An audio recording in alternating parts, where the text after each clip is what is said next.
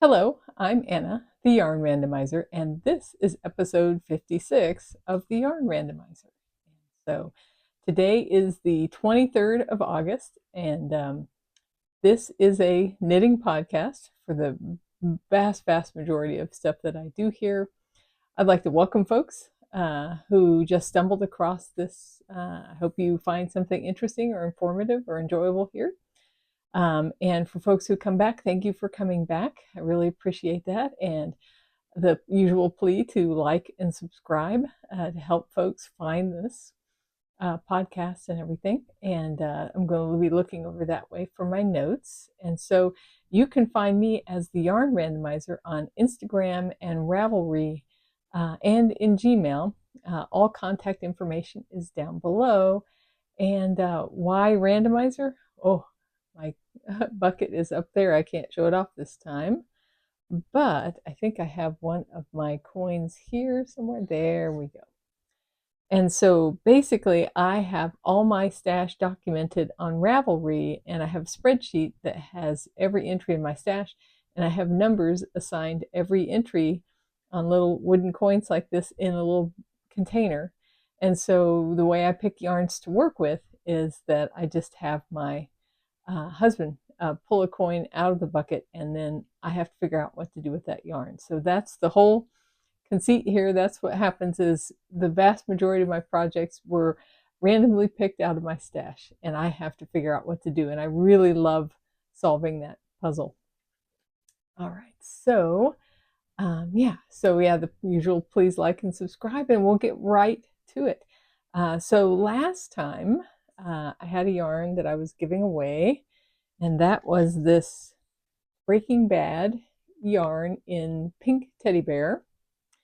And the randomly picked name was Susan, de Bettignes.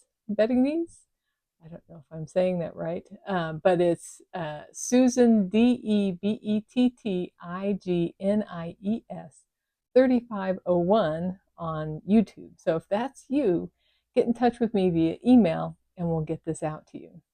Now, I've had another couple really busy weeks, and I still haven't gotten to the post office yet, but I did do the first step on getting my previous winners out. And so you can see I've got them packaged and actually addressed and everything. And they're both ready to go there. And so I will be hitting the post office on Monday with these two and with these as well. So finally get all of these out. There were events coming, different events and school starting and all this kind of stuff at work and everything. It's just been a little crazy. And so finally I have a Monday where I don't have to be anywhere. I get to be my usual semi-retired person this coming Monday. Let's see. And so thanks for your patience though on getting those out. And let me know if that's you and get the info to me via Gmail. And now we'll go on with the rest of the podcast. What am I wearing? I am wearing my Anna tee by Sarah Stark. And this is done up in 3 Irish Girls yarn. And I'll try to show this off. And so this was their Gobsmacked shawl bundle, and it had these 5 colors in it. There were 50 grams of each skein. They were all fingering weight yarn. It was Adorn Luxe, yeah. And I decided I would try to make a t-shirt out of it. I would say the only thing going on with this right now is that as I've been losing weight, this has gotten a little roomy, but I still think it fits really well. And so I'm really happy with it. And I love the construction details. You can see there's a very pronounced saddle shoulder on this. And then it has a vertical line that comes down. And the way I arranged the colors in a way that I thought would work well.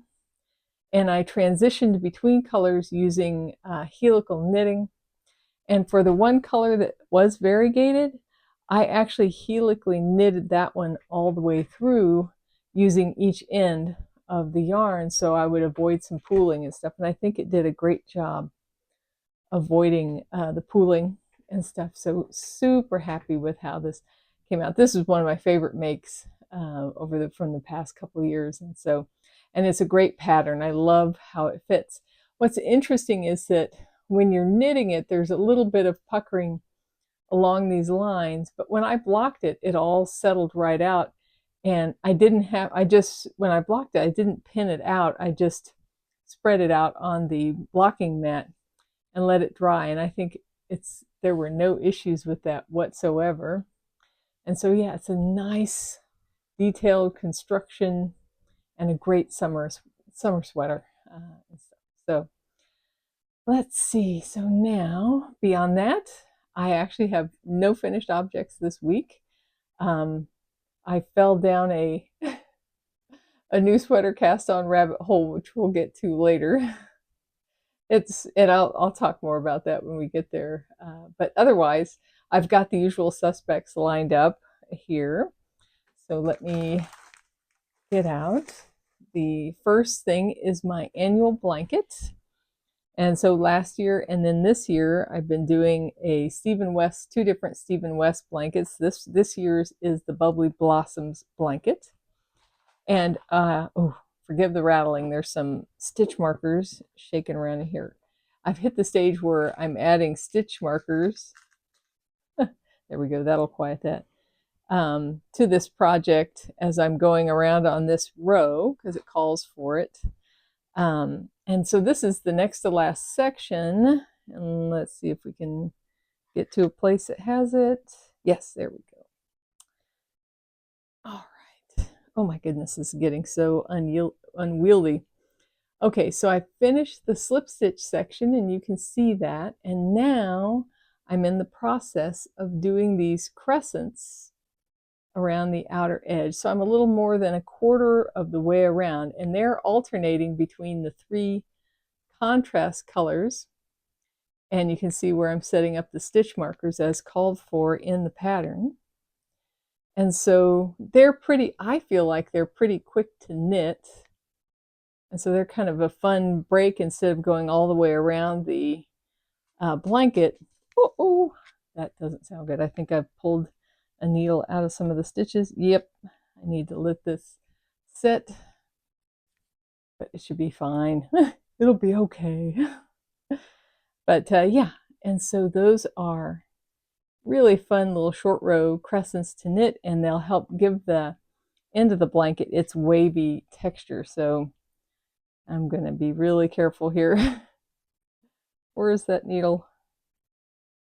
Let's see. Oh, let's see, where is it at? See that there. Okay. Oh, I see, I pulled it, I think, out of the short row part, but that will be easy to thread back on. Let me hold on to that yarn end. But yeah, so there is the whole thing. And again, this thing is getting huge. So, making progress. I'm going to set this down before I pull any more stitches out. Whoops. There we go. But yeah, so that is progressing on time. And so it's on track. And so these crescents will actually get finished pretty quick. They'll be done before the next podcast in 2 weeks. And then I'll be on the last section of the shawl, which is the border, kind of the wavy border. And so you'll get a chance to see that. Now, how far I'll be on that, I don't know, because when I get to that section of it, there will be 1,296 stitches per row. And so rows will progress. I'll be doing, like, finishing a row in about 2.5 days with the rate at which I'm doing stitches. So things will slow down, and I'll make slow progress on the wavy sections as we get out there. Oh, excuse me. And so, yeah, so that's continuing along. I won't do a year-long blanket next year. I have 1 blanket for each bed, and I'm good with that.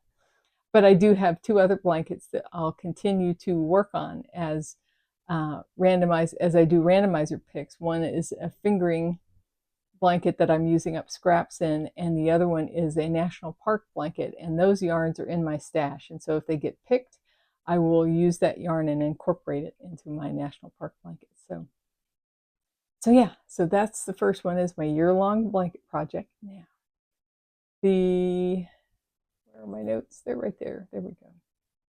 All right, the next one is I finally picked up, well, not finally, it's only been one episode where I didn't talk about it, I think. Let me set this over here. And that is my Willow pullover.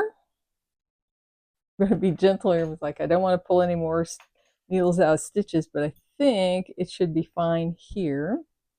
And so I think 2 episodes ago, I actually had this on to show how it was looking.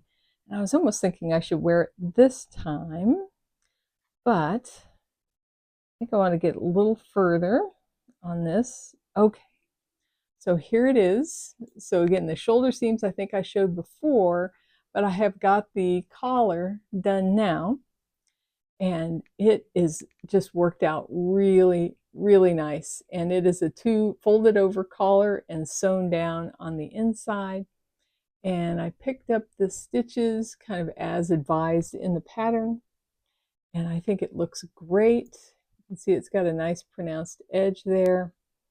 And so that's all done. And so now this will help me when I try this on for sleeve length to have it sit properly here at the top. Speaking of sleeves, I have the beginning of the sleeve here.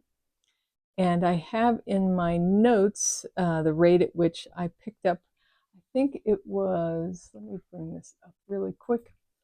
I picked it up at a slightly different rate than called for in the pattern, because I was trying to get the amount of stitches called for picking up the stitches. And so the, yeah, I picked up 130 around the collar and did, looks like about 22 rows of ribbing there before I folded it over. And the thing I want to note is that when I do a folded over collar, I do not cast off the collar. I actually just fold it in half and sew down the loops, the open loops from the needle to the inside where I picked up the stitches. And so I feel like that gives it a little more flexibility. I think sometimes if you bind it off too tight there, you can end up having it be restricted. So yeah, so I just sew it down with the open loops right off the needle to where I picked it up from. And I think it turns out really great that way. And for this sleeve, I picked up 7 stitches per 12 rows of pattern. So as I went along this edge, for each pattern repeat, I picked up the 7 stitches per 12 rows, and that did get me the recommended number of stitches to pick up for this size 4. And so yeah, I've got the sleeve started, and I'm supposed to do, I think, a certain number of repeats of the pattern, and then we'll see once I get there if it's long enough. Now the problem I always have is sleeves are generally not long enough for me, even like on commercial turtlenecks and things like that. They're usually a couple inches short. And also when I would sew shirts for myself, I would always have to add length to the sleeve. So I have longer arms and longer legs, shorter torso, kind of an interesting combination. But and so I will knit these as defined in the pattern.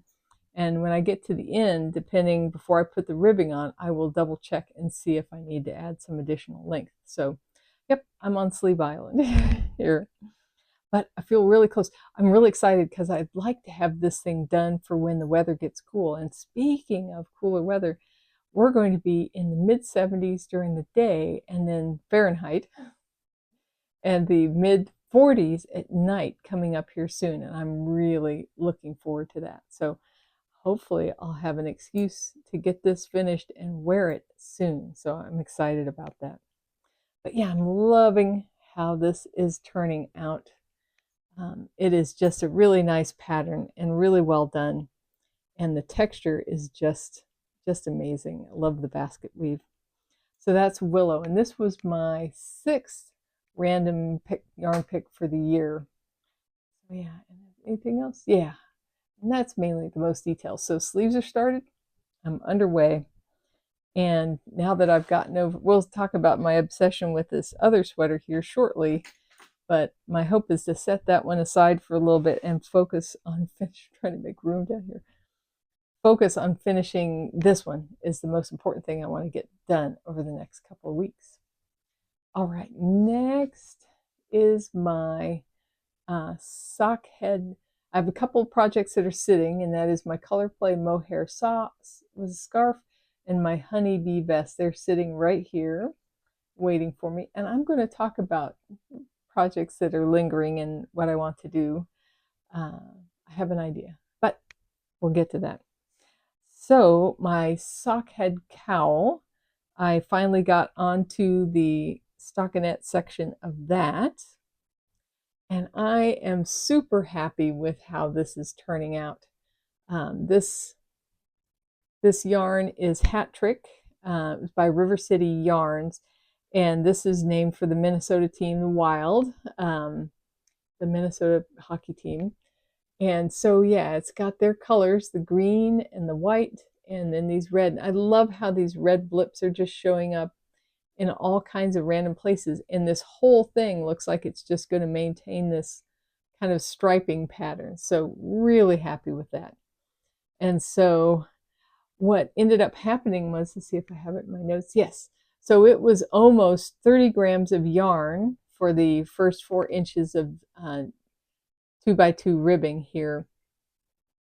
And so I will save the last 30 grams of yarn for the last bit of 2x2 ribbing. Now, normally that would mean with that 30 and 30, 60 grams used up in the ribbing section, you would just have 40 grams, a little more than what was used at one end for the middle.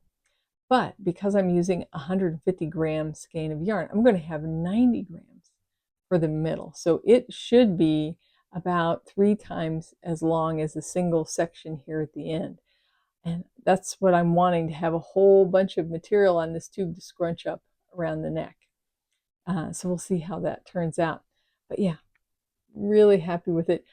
Perfect traveling project with this mindless knitting round and around and stuff. And I'm knitting this on, these are some of my chow goos. I will admit to being a, if it came to needles, I know I've said this before, but I haven't said it for a while.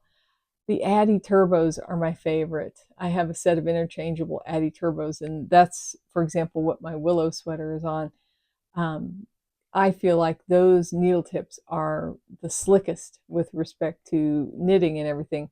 But I have a whole bunch of Chow Goo needles as well, and the reason why is because they have the better cable for sure. If I could have needles that had the Addy tips and the Chow Goo cables, I would be permanently satisfied. But yeah, so I'm just doing this on a 16-inch circular. It wasn't quite enough stitches to fit on a 24. And so yeah, so it's progressing well, and I'm really happy with how that looks. And that will be my on the move project until it's finished. And that was random pick number 16 for the year. Now, let's see, the next thing, I showed a test swatch, there it is, last time. And that was for, it was randomizer pick number 8. And it was, it's been waiting because I've been working on different sweaters this year. And so I did a swatch to kind of get prepared for it. Well, when I did the swatch and saw how it was turning out, I just couldn't resist it. This is kind of crazy. I did this since a week ago. So I basically did this section of the sweater. And so this is the yoke. I'm working on it in size 4. And this is the Rainy Day Tee by Sari Nordland. And I think it's just a really lovely pattern. It starts with a back and forth crescent. And then eventually, once you've built up the back a little bit, you attach it across the front with some cast on stitches so that it's a little higher in the back, and you can see that. And then you have the front here. Now, she describes it in the pattern that the neck may seem very open, but that when you pick up for the neck and do the neck, and it's another fold over type neck. We have our noisy vehicle for the episode. But when you do the fold over for the kind of work the neck and fold that over, that it will pull this in a little bit. So what I've been struggling with is whether this is big enough for the yoke yet. So if you can see, I've actually put on, try it on tubing on different sections of this, and I am not entirely sure about the try it on tubing. This is the first time I've tried it. Usually I just put sections on other needles or yarn, and I would guess my hesitation, my lack of enthusiasm for the try it on tubing is the fact that it's just a little grippy.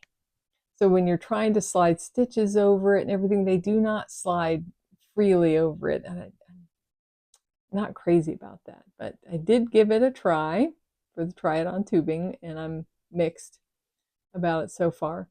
But I wanted to try this on and compare this to some other sweaters, and I'm a little concerned, even though this is as big as the yoke was supposed to be for size 4, which is supposed to have a finished bust size of about 40. Excuse me. No, more than that. It's supposed to be 40, almost 44 inches at the bust. Now I'm 40 or a little under that right now. And so I'm a little concerned. I'm going to do a couple more try-ons and comparisons to some other sweaters that I have, and some more closer fitting sweaters. My gauge was almost there. It was a little off, a little coming in a little more stitches, I think to the inch, maybe just a little, just a hair under, and so it may be a little smaller, but even so, it should end up having enough ease for me. So yeah, I've got a few more checks to do and everything, but I really love how this tonal yarn is working up with this mohair that kind of matches some of the color in it. Let me see if I can spot one of these. I love these little blips of color you see here, and how that's turning out. And I was a little concerned that the cables would be a little obscured with the amount of tonality, is that right? With this yarn, but I think they look great. And so I'm super happy with how this is working up and the colors and everything. And it's just a matter of deciding if I need to do an additional repeat of increases for the body and for the arms. And excuse me, there's some mohair that's definitely getting to me. This mohair I feel like has more flyaway bits than usual stuff.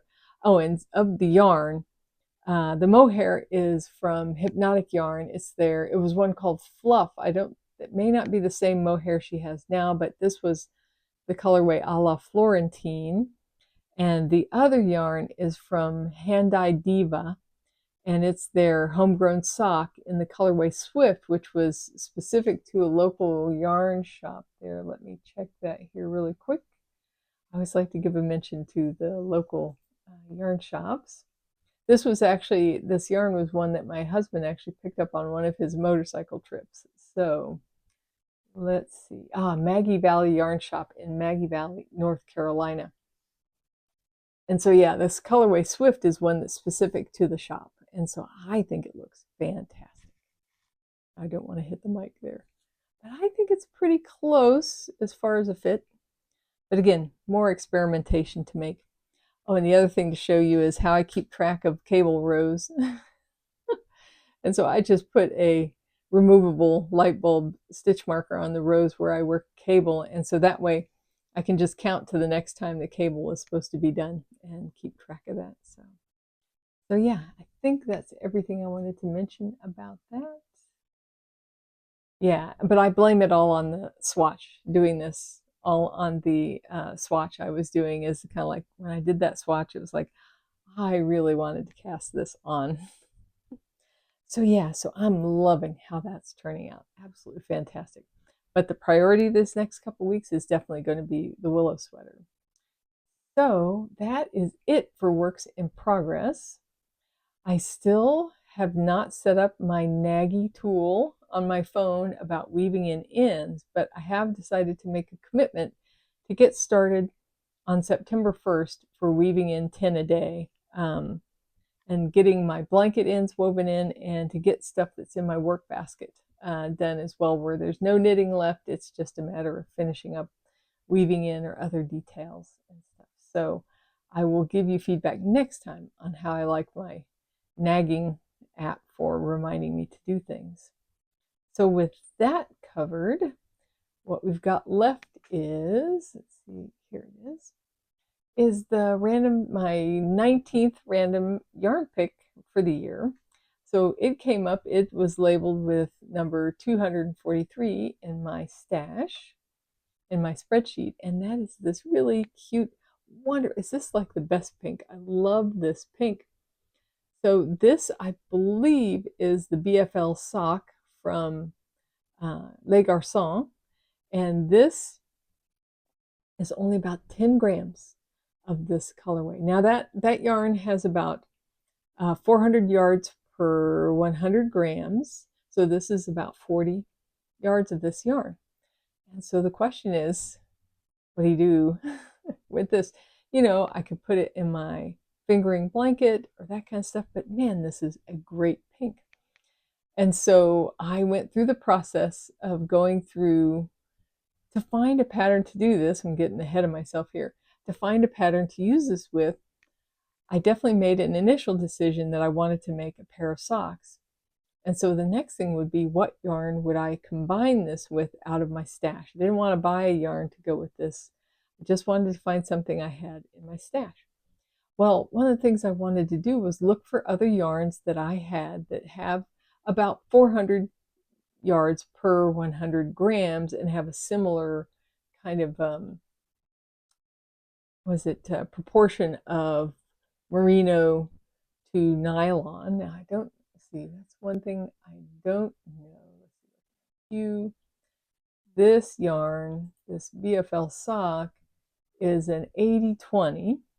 Now, I did find another yarn in my stash that I think may work with this. That is, it's also an 80-20. This is the kind of thing that makes me wonder every once in a while is, are these the same bases that some of these folks are using? Now, this one's not. This is merino versus Blueface Leicester, or was it, I believe it's the Blueface, yeah, BFL sock and stuff. So it is a different wool, but it has the same kind of ratio of wool to nylon, and it's 400 yards per 100 grams.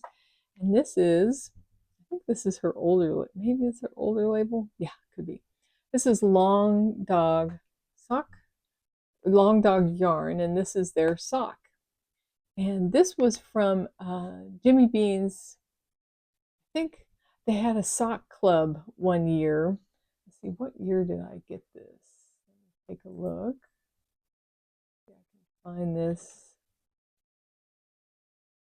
There it is. And so this was in, I should have 2020. Okay, so this was in 2020, the last half of 2020. They did a 6-month kind of sock yarn of the month kind of thing with a pattern. And this was the color for one of the months. Now, they had 2 different colors of this that month. They had I think a mild color and an over-the-top color or something like that. And I can't remember what I had picked out, but whatever the case, I actually got the other colorway for the month. And somebody in the list didn't care for this yarn. Yeah, I know. I don't know how that can be.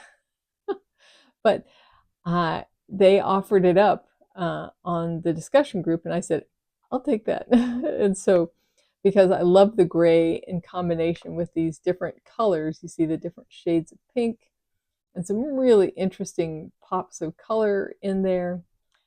I think this pink, I think it will work with this. And so you'll see that there's definitely, I think, an affinity there. And so this is only enough to probably do toes and maybe a little pop of color on the cuff. But yeah, that's what I'm thinking. I'll use this. And so with that in mind, I looked around, and I'm going to put up a recording of this later next week, is the process I went through of finding this yarn to use with this mini, and the process of finding a pattern that I wanted to do, because it took me a while to look through and kind of think through it, because I didn't want to do vanilla socks. I feel like sometimes there are certain types of texture patterns that lend themselves well to these variegated kinds of yarn. And I also prefer to do socks toe up, and it's rare for me to do them the other way.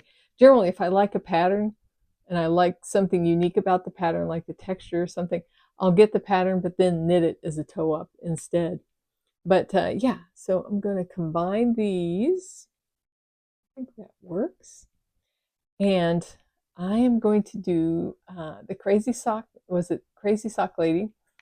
Her Crazy Sock Lady design. She recently came out with a new sock design. I think it had been a while for her. And it was called Vanilla Bean Socks. And I'll put a picture in. So it's got a really nice texture on there. I've got the pattern already. And then I'm going to combine that with another, let's see, projects. Do I have it named here? Probably do. Yes.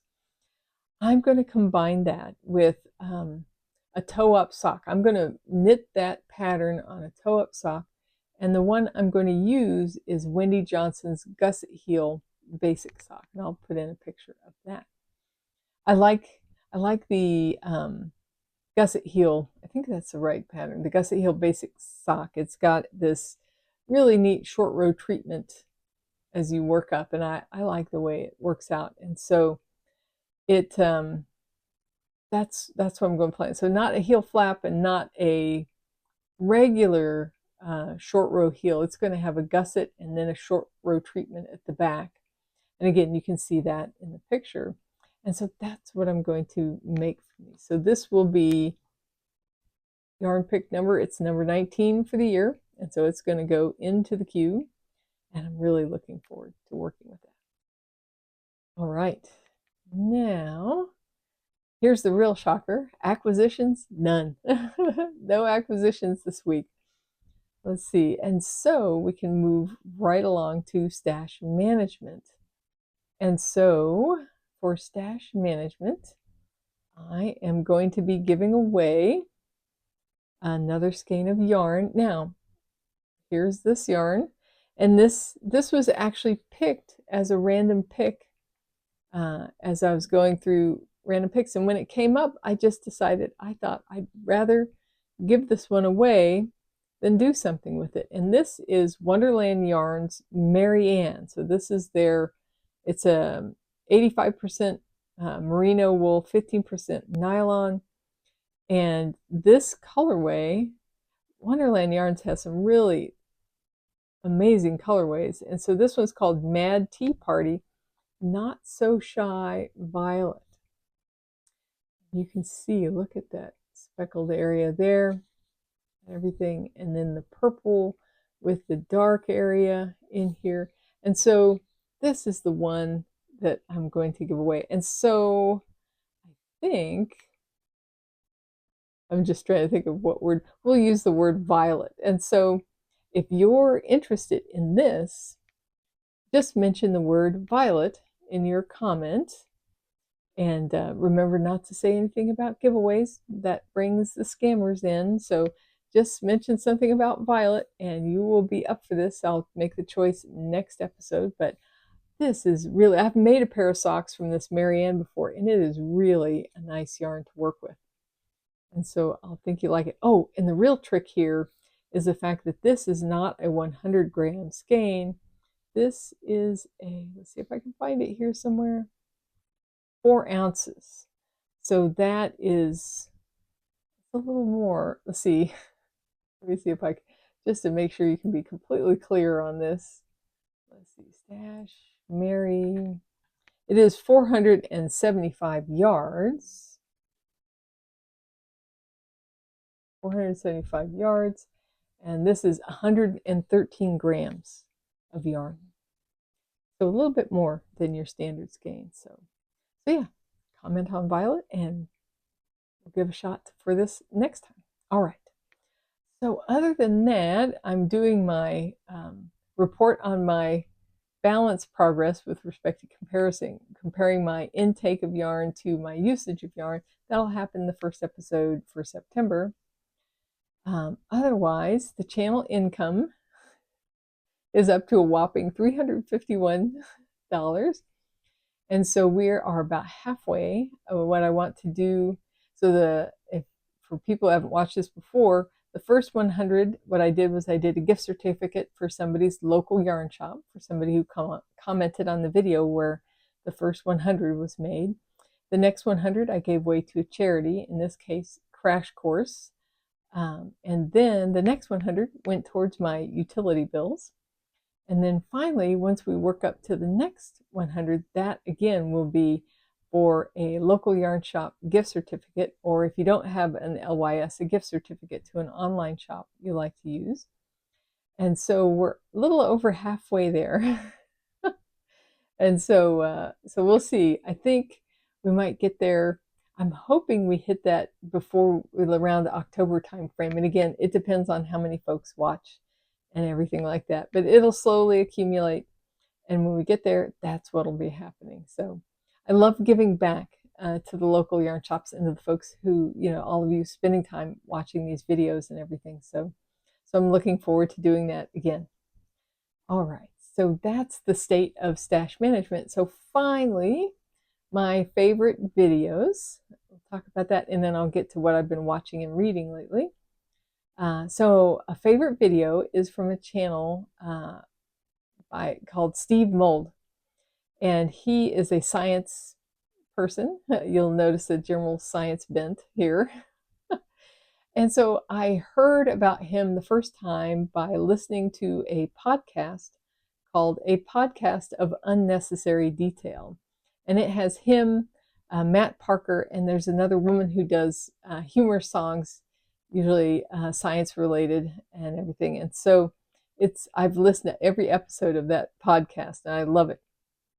And so made me curious about his YouTube channel. And so he does really great in-depth videos on certain scientific, almost like unique things, as far as science goes, like was it the certain type of lighter or this or that. The video I'm going to share is about, is it the same amount of work if you're going uphill as to when you're going on an incline on your treadmill? So I know in my intuition I want to say that those things are significantly different, but he did a lot of work to measure that out, and it's a really neat video, and that's the one I'm going to share. So I'll have the link here for it now. And so let's see the title of that video. Did I lose track of that? Let's see. I may have. Yes, I've lost that somewhere here. But yeah, I'm trying to think of what that is called. Hold on for a second. I'm probably going to regret doing this because I could mute my computer here real quick to make sure we don't get interrupted. There we go. I'm going to copy the link I have here for the video because I want to give you the title. So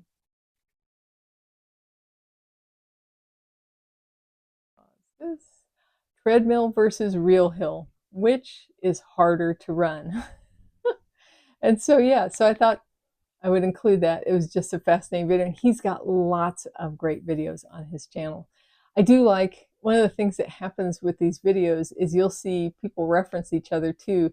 I think there's a humorous science video guy that he goes back and forth with sometimes, and he also, you'll see him talk about technology connections also.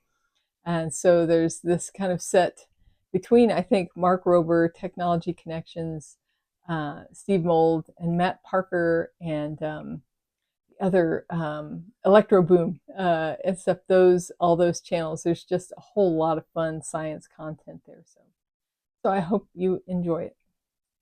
All right. So what I'm watching, I actually just finished episode 7 today of Foundation, their season 3, and oh my goodness, it's just I don't know if you're like this, but sometimes when I'm watching a show where things are getting like perilous for the people you care about in the show, sometimes I have to pause it and take a breath because I'm like, oh no, I don't want bad things to happen to these people. And it feels like things are going catastrophically wrong for the, pardon me, for the good guys on the show. The bad guy character is called the Mule, and you actually learn some of his background. At least I think what we think is some of his background in this episode. But yeah, it's things are going poorly for the for the guys we want to succeed. And I think the other question is, for the guys we want to succeed, are they always actually have the best of motives as well? Is one of the questions. So lots of things to think about, but they're doing an incredible job. I'm really enjoying the series. If you really enjoy great science fiction and stuff, I really think it's worthwhile. I know some folks have dinged the series because it doesn't follow the foundation books to the letter, and stuff, but it would have been I think a very different series, and the kind of changes they've made have made it much more engaging for a larger group of people than it might have been, and so stuff. But I think it's some great stuff. Apple TV is doing a great job with their series.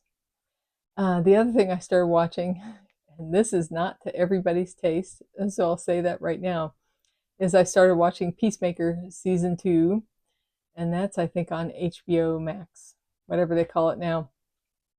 I love the first season of Peacemaker, and it's way over the top and outrageous and could be pretty offensive to some, so proceed with caution. It's a little crazy, but I really love the character. John Cena is just, he's the greatest. I just love watching his character. I'll link the video. I love the dance number at the beginning of last season, and John Cena always makes me think of my husband because my husband also has like really broad shoulders and kind of that kind of build and everything. But I don't think he ever lifted as much weights as John Cena, but he's close. At least I think of him that way.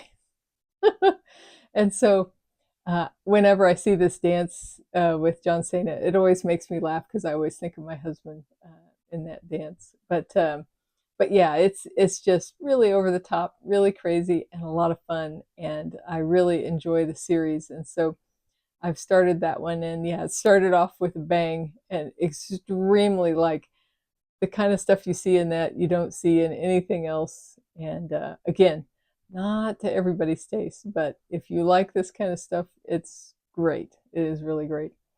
Let's see. And so yeah, so that's what I'm watching right now. I'm really enjoying.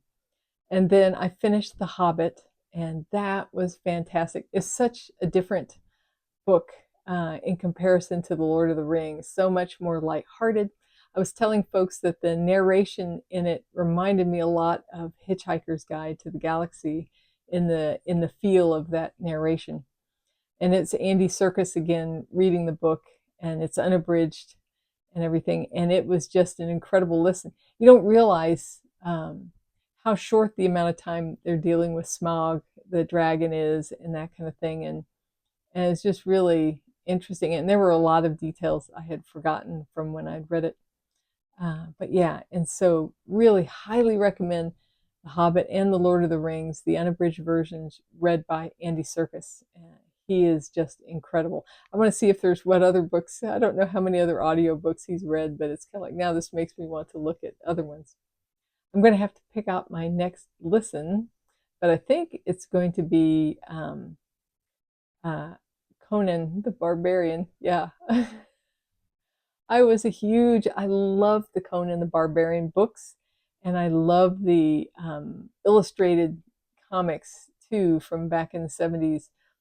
And I read all of those Conan books as a young teenager, and yeah, just love that stuff. And so I'm looking forward to listening to it. I get the feeling there's going to be some stuff that doesn't quite work for the modern day in there. I'm going to guess it's going to be a product of its time, but we'll see. And the interesting thing about the listen is that it goes into the roots of the creation, like the original stories that Howard had that eventually kind of morphed into this Conan the Barbarian character and all those stories that were around that character. So I'm looking forward to listening to that. What I'm playing, still WoW every day, almost, just about, almost, yeah. And that I play with my brother primarily, and then I had mentioned playing Peak, Peak is the name, all caps, of last time, and so this is the game my sons. I have three young adult sons or whatever. Maybe they're not young adults anymore. They're 26, 28, and will be 30 this year. So and so my first 30-year-old. Oh my goodness. But we are playing Peak, and it's just hysterical. So we just have so much fun playing that together. And I love collaborative games like that where you're helping each other.